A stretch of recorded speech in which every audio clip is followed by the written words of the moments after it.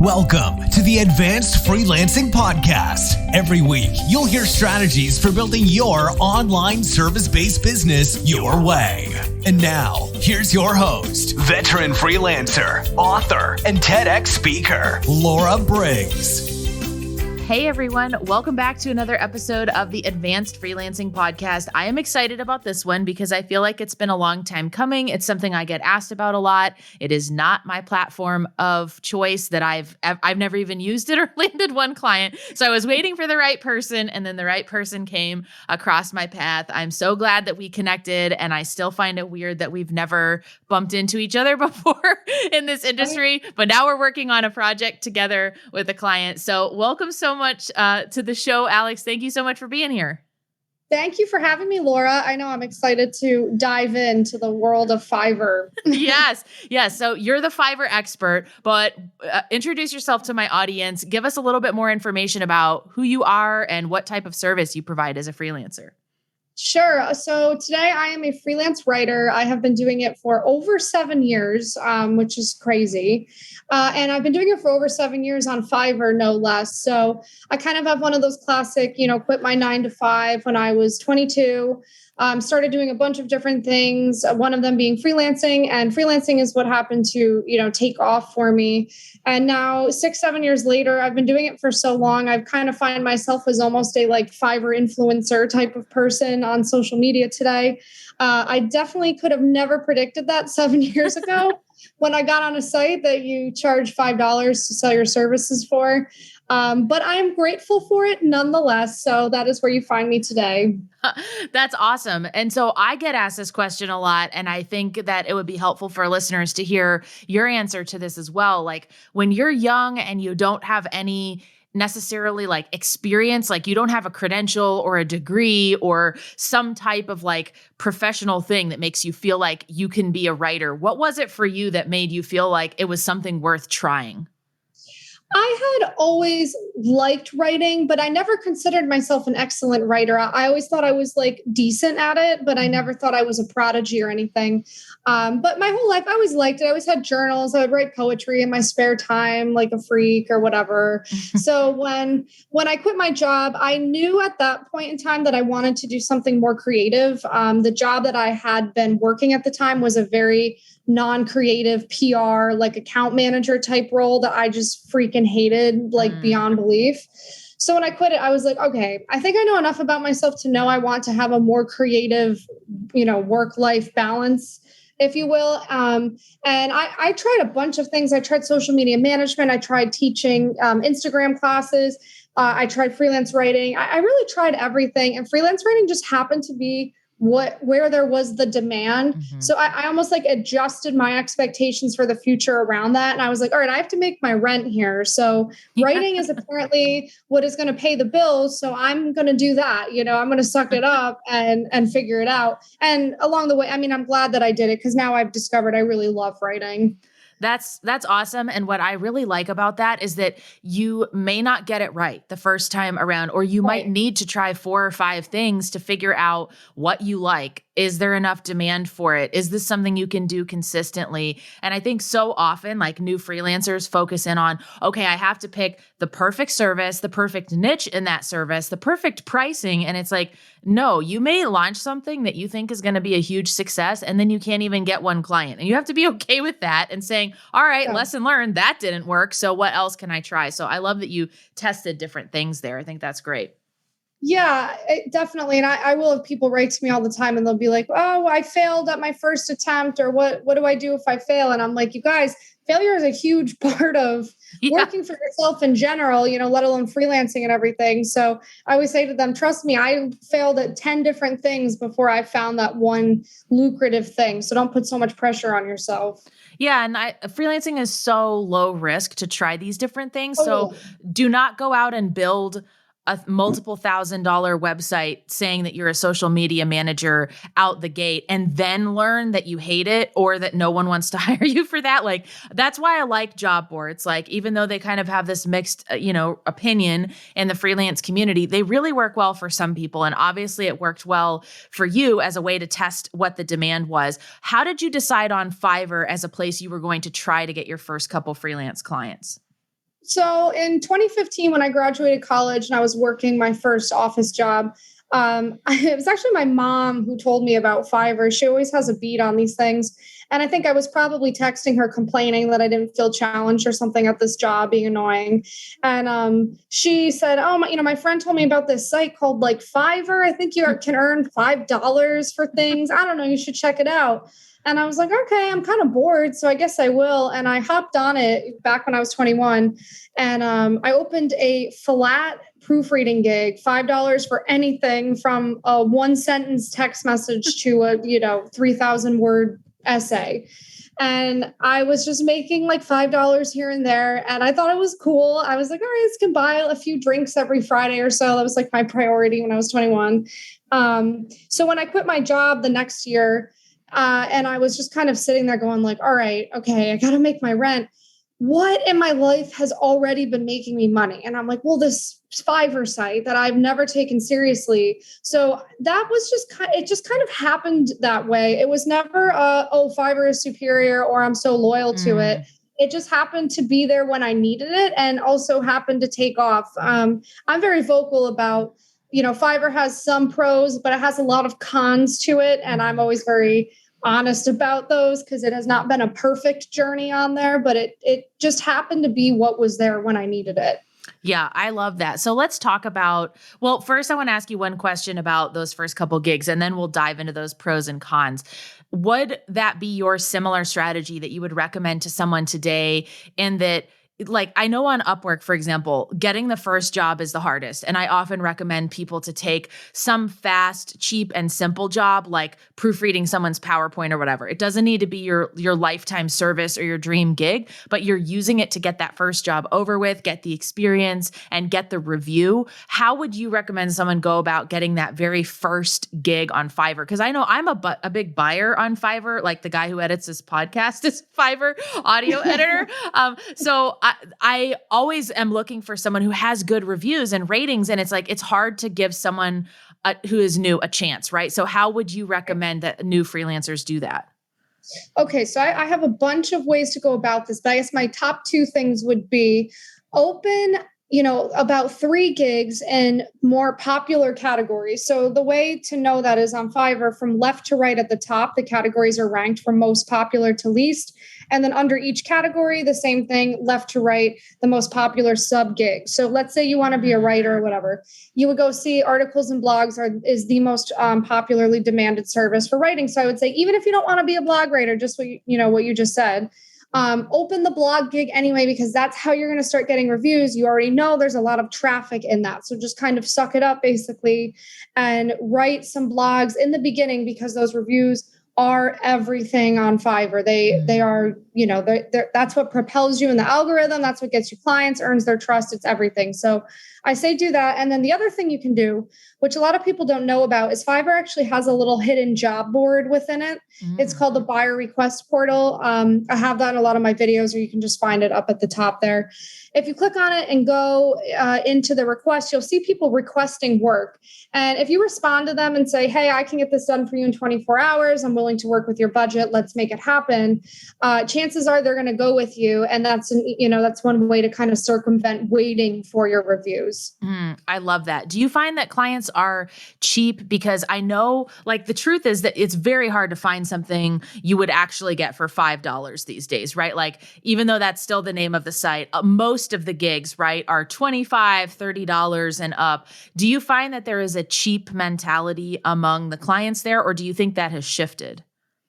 Oh, that's a great question. I definitely think it's shifted tremendously today compared to when I was on there in 2015, like night and day. But I would say, yeah, at the end of the day, you are going to get a, quote unquote, cheaper client than I know you would on an Upwork or a private freelancing client. And that's why I'm always, vocal to tell people after a few years, don't rely on Fiverr for your whole life, because you do deserve to elevate from that at some point and kind of take the training wheels off. But Fiverr does have its own program, Fiverr Pro, which is what I'm in. It's like their top 1% program. And if you're in Fiverr Pro, you can charge a lot and you do get a pretty high quality client with it. So I know not everyone, gets accepted into Fiverr Pro, but if you do, like, that is a totally different ballgame than regular Fiverr. But I do always say to people, like, yeah, you are going to get a lower quality client at times on there, and it can be frustrating. Yeah. Is the strategy sort of to build up that experience and those reviews? Do you need to like hit a certain point before you maybe say, all right, it's time for me to raise my prices or to change my gigs on Fiverr? Like I know on Upwork, it's usually like, you'll get flagged with these different badges that sort of indicate, oh, this person is doing a good job. They're getting lots of good feedback. They're completing a lot of jobs. There's no complaints from clients. Is there a similar sort of metric where you would tell someone, okay, you've passed like level 1 of Fiverr success. Now it's time to try a little different strategy? Yeah, well, so Fiverr has like a ranking system and has new level, level 1, level 2, top level. And those are the different badges that you can be ranked at. So I tell people, like first and foremost, anytime you advance one of those levels, you should absolutely raise your prices. That's like the first indicator. And then I tell people, once you've been on there for your first few weeks, let's say you go from new level to level 1, everything's going well, you've increased your prices. That's when I recommend now start opening more services if you're looking to turn this into a full-time thing. But half of the people who approach me, they're actually only looking to do it part-time and have it kind of like supplement other things in their life, which is one really cool like facet of freelancing. That it can be a part-time thing for you. But I tell people the easiest way to measure it is anytime you advance a level, definitely raise your prices. I love that. Okay, so let's go back to this idea of the pros and cons. What are the biggest benefits to using Fiverr to get freelance clients? Okay. So I would say, that they source you your own clients, right? Like you don't have to go out and get them.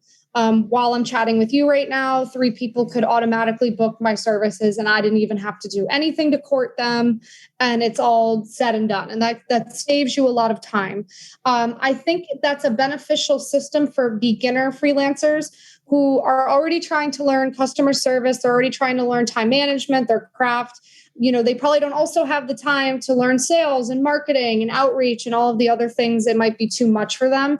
So that's where I think Fiverr excels at kind of being like the training wheels so that you can just get started today and kind of figure it out as you go. Since the client isn't the highest quality client in the world, they don't expect the world from you either, especially when you're starting out. So I think it's a very forgiving environment and a great place for people to get started. I think that's like its biggest benefits. Yeah. It sounds like you're working with a lot of people who do this part-time. It sounds like it could be a good way to supplement something else you're doing, right? Like you're not trying to make this your main thing, but maybe you're like, you know what? I really want to write my novel or go back to school part-time or, do art on the side. And like, this is the way that I can consistently make some money, but it's also not overtaking my life type of a thing.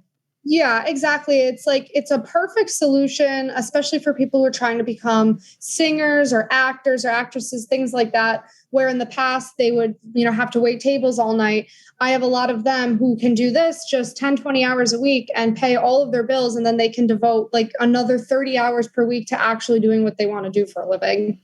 I love that. So we know the pros now. And one of the reasons that I wanted to have you on the show is because you are so honest and open about the fact that you're like, yes, this is not a one size fits all answer. There are downsides and it may not be for someone at all. Right. So let's talk about some of the like things to know or cons of working with Fiverr. Yeah. So I would say the biggest con with Fiverr is they are buyer centric. So in about 80% of problems that may arise between you and a client, they are going to side with the client, even if it's totally unfounded. And that can be a really frustrating and defeating moment. And I know a lot of people will say to me, it was going so well for 8 months. And then I did this huge order and the client demanded a refund and Fiverr gave it to them and I feel gutted. And I'm just like, I hear you. That's happened to me more times than I can count on there. And it freaking sucks. And that's why I'm a big proponent of get other side hustles going, get off of there, use Upwork, start your own freelancing business off of Fiverr, because no matter how long you've been with them, like I've been on there for 7 years, they still, if a client flips out at me, they could care less that I've been on there for 7 years. So there's no like reward system for if you've been on there for a super long time. They are much more prioritized with their buyer than their seller. And to me, I don't know why they still stick with that. I think it's going to end up being a problem for them down the line because new sites are popping up now that are prioritizing the seller, and everyone's going to go to them because it's unfair on there. Yeah, that's a challenge with any time that you are not the one building the relationship with that client, because that can even happen in Upwork disputes where there's ways to kind of show your side of the story as a freelancer. But at the end of the day, the person who's essentially paying to use that site is the client. And I feel like a lot of times Upwork sides with the clients as well. And so that is like with any job board, be aware of that. Like you are a freelancer on that job board. This is not your private client. And so if there is a dispute, you're not necessarily turning to a contract where you're saying, listen, we agreed on X, Y, and Z. I delivered that. You haven't paid me. You need to pay me. There's just, it feels like there's a lot of wiggle room on job boards as well. So that's good to know. Now, your story about using Fiverr really blew up. Like, how did that happen? That's why when I first saw that you were a part of this group and this project that we're working on together, I was like, I feel like I've seen her before, but I don't think we've ever talked. And then someone was like, our mutual contact was like, oh yeah, there's like this, I think it's a CNBC article or something. And she's like, but you have to talk to her to get the real details of how she feels about Fiverr. And I was like, okay, there's like a juicy story or something, but I'd love to hear like, how did that happen for you that your story kind of almost became this case study for what was possible for especially millennials on Fiverr? Yeah, it was just kind of one of those crazy things. So in 2018, that was when my income moved into the 6-figure realm on Fiverr. So Fiverr pitched me to CNBC as a case study that was good press for them. So that was back when I got along with them. So in 2018, that was the first time CNBC covered me. And that was kind of my first mini blow up moment because it was like, 25-year-olds making 150K in 6 months and everyone's like, what the frick, all this stuff. So that was like the first time it kind of put me on the map.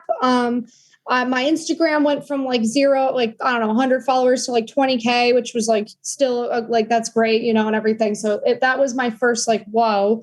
And then in 2020, CNBC reached out to me directly because I was no longer working with Fiverr's PR department. And CNBC reached out to me and they're like, hey, we want to do a follow-up, kind of like, where are you now to the article in 2018? And I was like, okay, sure. And I was thinking, it's going to be like another article, right? Like a 500-word article, like whatever. And they contact me in November of 2020 and they're like, so we're going to make this like a 12-minute feature, like episode on you. And I was like, oh boy. I was like, oh yeah, I mean, right. Like, why would I, I'm not going to say no to that. So I was like, okay, sure. Let's do it. And, it was like a 4-month process for me to get them all of that material that they needed and whatever. And then the Millennial Money episode dropped in March of this year. And it went so viral that I'm not going to lie, like I was having panic attacks, honestly. Like I was not prepared for the level of virality that video hit. And I don't even think CNBC thought it was going to be that viral because they kept posting it into like June. I almost wanted to ask them, like, can you guys stop posting this? Because I literally cannot take the hate anymore. It's so bad. Yeah. So I don't even think they knew it was going to go as viral as it did. I don't know why it went that viral. I don't know if it's like a mixture of like, wow, this is a cool story mixed with she's lying. Because I get, a lot of people say I'm a liar. And so it like kind of causes controversy. I don't even know what happened, but it was crazy. Yeah, that sounds completely insane. And it's like, you can't predict which things are going to go viral for sure. But it almost sounds like you didn't really understand, like they didn't explain to you the scope of this is how we're going to use this as a marketing tool, because it obviously makes you look good. Although some people use that as an excuse to hate, but it also makes Fiverr look really good because it's like, hey, look what's possible. So can you talk a little bit about that experience? Like, because I think this is one that catches people by surprise, the visibility. When you start to get some visibility for something, it can be really awesome. And I think everyone sees the awesome side of it and they're like, oh, that's amazing. But sometimes it does come with this other aspect of those things that you were talking about. Like, how did that affect you? Like, how did you feel in that moment of like, I'm sure you were getting people who were like, you're awesome. I want to do what you did. Can you help me? And then I'm sure you were also getting plenty of those people who were like, this is fake. She's a liar. She's like, whatever those stupid things they came up with. How did you handle that in that moment? Yeah. I mean, it was so many things at once, right? Like I wanted to be excited for myself and celebrate this like milestone in my PR life, but I almost couldn't because at the same time I was getting death threats. I was getting really disturbing messages from people. If you Google me, my Google reputation is trash. Like I wasn't prepared to have my online presence trash like that.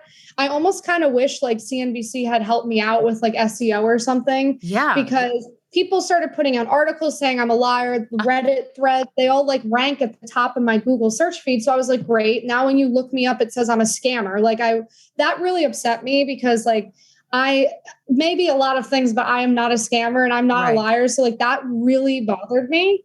And I just, I mean, how I handled it is I retreated off of social media for a few weeks and I had to like in the moment, basically restructure my mindset to focus entirely on all of the nice things that people were saying to me. And like, I almost had to like practice like meditation. Like I was a monk where I was like separating thoughts in my head. And I was like, each morning I'd wake up, I couldn't read any of the comments. And I was like, okay, today, I'd say to myself, like, Alex, you're going to focus on all the nice messages and any mean message, you're going to look away. You're going to look away because there was tens of thousands of horrible messages and I wasn't prepared for it. So I freaked out. I mean, I was having anxiety attacks, panic attacks, but my solution was I started to unplug more and more from social media and step away from it and hire help. My best friend now works with me. So I have lines of defense between me and my emails now. Because just for my mental health, I can't read some of these things people email me. It's like no one can. It's just not okay. Mm-hmm. Yeah, I'm glad you shared that because I think we live in this digital society where people also get especially triggered when someone shares a level of success. And the reality is, why would Fiverr have picked you to be a part of this story if it was all fake? They can see everything about your profile, how many clients you've had, how much money you've made. Like literally they have to track all of that. And so it doesn't make sense why that would sort of become this like, oh, this whole story is made up sort of a thing. But I think we also have a tendency in our culture to like pile on. And when someone says something now, it's almost like we're looking for reasons for that not to be true, right? So like whenever, I even saw a post in a freelance group this morning that was like, I just saw a profile in blah, blah, blah magazine about a graphic designer making $148K a year. Is that completely a scam or possible? And like, some people were like, yeah, it's possible. I'm doing it, blah, blah. And a lot of people were like, oh, that's a total scam. That's totally not true. And it's like, why is that our gut reaction? Like to me, when I see things like that, if someone posts that they did something awesome or made this amount of money, I believe it by default because I'm like, wow, that means it's possible for other people, right? Like this is a thing you should consider doing. But I think it's just like, it's a good message to share because I think we can also be really hard on each other as freelancers and tend not to believe other people's success or maybe just sort of pile on and doubt it and, come up with all the reasons why that might not be true. So thank you for sharing that.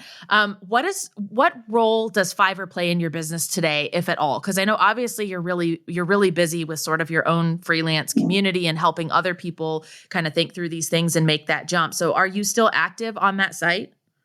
I am, but I am in a really new kind of realm for me right now where I am training my best friend actually to act as an agency manager almost for a greater freelance writing business that includes Fiverr as part of it, but I'm designing it to be much bigger than that. So I'm finally, getting off of there a bit and growing my own business through private clients and all of the new sites that are coming out and everything. So I'm almost getting her all set to help me with that. After 7 years of all of this, it's been amazing and it's changed my life and all of this incredible stuff. But, after, again, 7 years, every single day, no day off on Fiverr, plus all of just the craziness that's gone on this year because of CNBC, I'm ready for a break from it. Yeah. I never thought I would even say that, but I guess, I'm human. So I am looking to get into other things that I just want to try out right now. I'm really feeling like I need a break from it. And I think that's a great lesson for listeners to hear too, is that it's okay to completely change your tactics or to say, this method doesn't work for me anymore, or I'm burned out in general and I just need a break. Like, freelancing is one of the few businesses that you can say, I want to do more of this. Okay, let me go get 2 more clients, or I want to do less of this. So let me kind of like dial things back. So thank you for sharing that, because I think oftentimes we see that it's like getting to the next ladder rung of success rather than thinking about, hey, there may be a time that I want to take 3 months off, or I want to take a month-long vacation. And those things are okay too. This is not only an upward graph where you just earn more and more and work more and more. How did you balance all of those different orders that were coming in from clients at that point in time? Like, obviously you were pretty busy for quite a while. So how did you keep all of that straight and meet all your deadlines? Yeah. I mean, it was basically through, I'm not kidding when I say not taking a single day off for about 6 years. It was unhealthy at times. That's something I'm very, vocal about to people getting started freelancing, is that you do have to set boundaries with yourself and your time, or it can consume you. And it's not like it was a bad consumption, right? Because I was so excited that my own little business was taking off and I was grateful for it. So I was never upset by it. But, my best lines of defense was always raising my prices or extending timers. But I mean, for many years, I was working 14-hour days. It's not sustainable. So whenever I post that, people will be like, well, you shouldn't be promoting hustle culture. I'm like, I'm not. I'm just telling you what I did. I'm not saying you have to do it.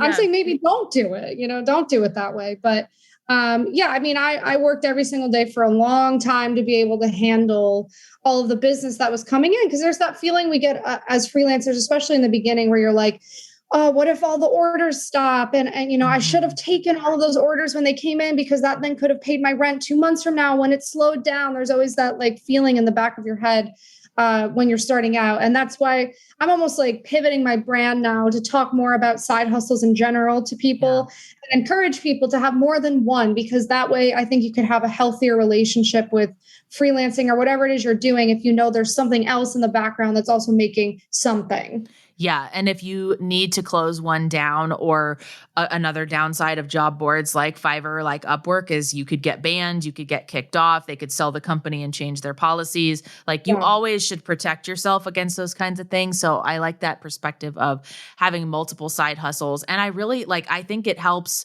me having a split business where I have half of my time to freelance clients and like half of it to, coaching and building a community, because it does help you stay within the bounds of not working like 80 hours a week on one thing. You have to really be intentional about your time. So that's really smart. I have someone in my community who's on Fiverr. She's done some jobs. One of her questions was, how do you get to be a Fiverr Pro? She's like, I have been hustling on this site hard, because I asked my audience, I was like, what do you guys want to know about Fiverr? I'm interviewing her today. And she said, I would like to know about Fiverr Pro. How do you get there? Is it even possible, or is it just something I should let go as a new Fiverr freelancer? So it's definitely possible, because a lot of the people I mentor have been accepted into Pro in the last year. So, because I would be honest if I was like, yeah, guys, I don't accept anyone anymore. They definitely do accept people in. From what I see, they typically accept people in their 1 to 3 year time frame with them. They're not likely to accept you if you're in your first brand new year with them, because I think they like to observe you and your customer service and etiquette and everything like that. But yeah, I've known a lot of people, even at like actually the 9-month mark, who have made it in. They have an application form online that you can fill out and submit. I think if they deny you, you can do it every 60 days. And I would have to guess that if you have some press on yourself, floating around the internet, kind of backing up your claim that you are somewhat of an experienced or expert type person, that may help. But I don't know for sure because that's kind of their internal thing. Mm-hmm. Yeah, no, that makes a lot of sense. So that's helpful advice.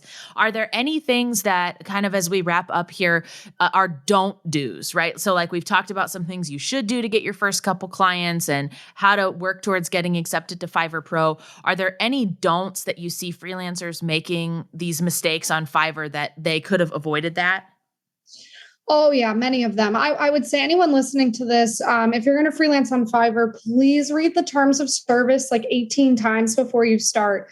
They have a very bizarre terms of service. There's weird rules on it that I have violated a few times. I've almost had my account suspended like multiple times because there are weird things you wouldn't even know about. Like one of them is you can't accept any academic work for someone. So like, obviously I'm not going to like write someone's high school essay for them, but I didn't know like you're not supposed to edit a, college essay and stuff like that. You wouldn't have known that. You're not supposed to deliver impartial work. Now you might say, oh, that's obvious. But if the client didn't give you all of the information you needed and they haven't answered you and the timer's ticking down on you, you're probably going, well, if I deliver what I can do, that will be helpful, right? No, much better to either let the timer go out or to cancel it, things like that. So I would just say to people, please read the terms of service. They are unforgiving with violations. They're a very cold company. I have vocalized this to them many, many times. I've said to them they should make tutorial videos that go over all of this with new sellers. If they cared about the sellers, no, they have not made that video yet. So what do I know? I love that. Is there anything else you want to share with my audience before we sign off? I guess I'll end on a motivational note. I would just say I truly believe anybody can be a freelancer. I feel like anyone from an introvert to an extrovert can do it because there's so many different ways to do it. Just look at me and Laura, like we're similar yet different in how we do this. So I would say if you're thinking about it, it's so low risk. Do it. I love it. That's great advice. Well, thank you so much for coming on my show today. Thanks, Laura.